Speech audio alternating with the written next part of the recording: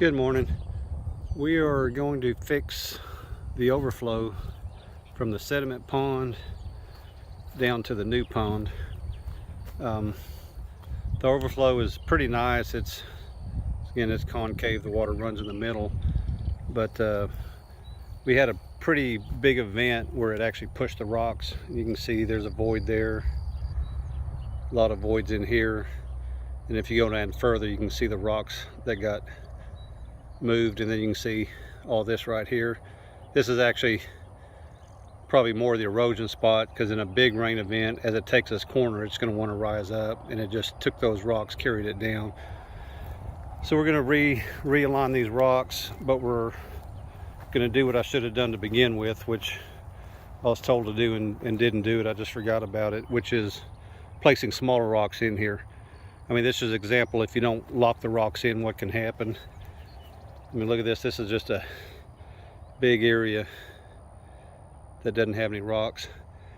Anyway, after the rocks are stacked, you just take smaller rocks and dump them over there, and it kind of falls in the cracks and crevices and locks them all in like a mortar to a tile, or a grout to a tile. Anyway, so we're going to work on that here in the next couple of days. I'm going to show you the rock we're using. I'll be right back.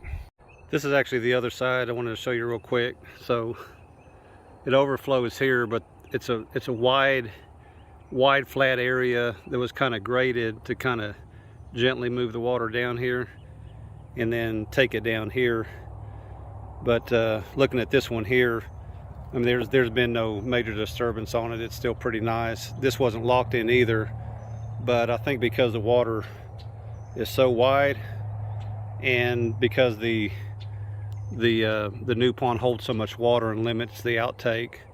I mean, I haven't had a gusher coming out of the pond. I've had a gusher coming out of the sediment pond into the new pond, but I haven't had a gusher coming out of the new pond down this area into here. And because of that, I think grass and leaves and stuff have grown between the rocks, but it's stable. I have had some movement on the edges, but I'm pretty sure it's armadillos or raccoons. You know, I come out here and I see these rocks over here. Like I said, I'm pretty sure that's armadillos or raccoons just kind of pushing the rocks, seeing if there's any bugs underneath they can eat. Anyway, so this one's stable, and I'm still making my way to the rocks we're going to use for the grout.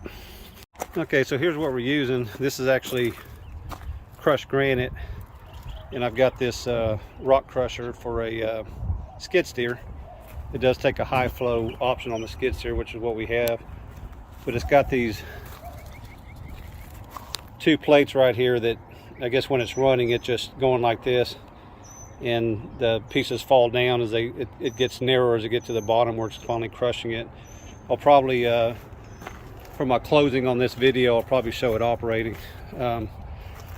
Pretty heavy, but you got two ways you can do it. You can take the bucket down, scoop the granite pieces you want, and then you turn it up and turn it on, and the rocks come out the bottom. Now what we're using is this here. I've got a pile of granite scraps, and that's what we're using to crush.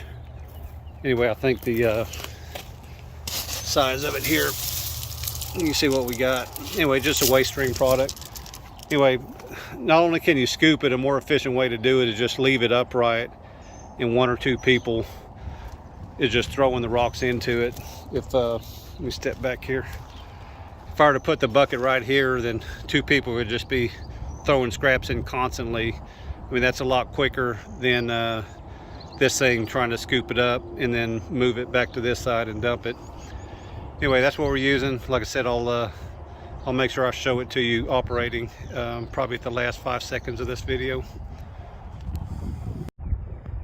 Okay, so as far as the flat spot, we got the limestone rocks put in place, and then the whole area we were able to cover it with the crushed granite. So pretty much done, not quite done, but pretty much done. Anyway, when we get rain, I anticipate a lot of these little granite rocks getting pushed down and down and down, exposing the limestone rocks. Just let nature do it versus us trying to get a broom in here to sweep it out. The only thing I want to come back and address is this cliff area. The sun's too bright for me to see my hand. Anyway, hopefully you can see it. We've got a steep area here. I need bigger rocks, so as we accumulate bigger flat rocks, we'll lay them up on there and then put some more granite in between them. But all in all, I think this is a lot better than what we started out with. I think as the rains come in the next month, we'll be ready for them. Anyway, we're going to show the rock crusher in operation, and then we're going to sign off on this video.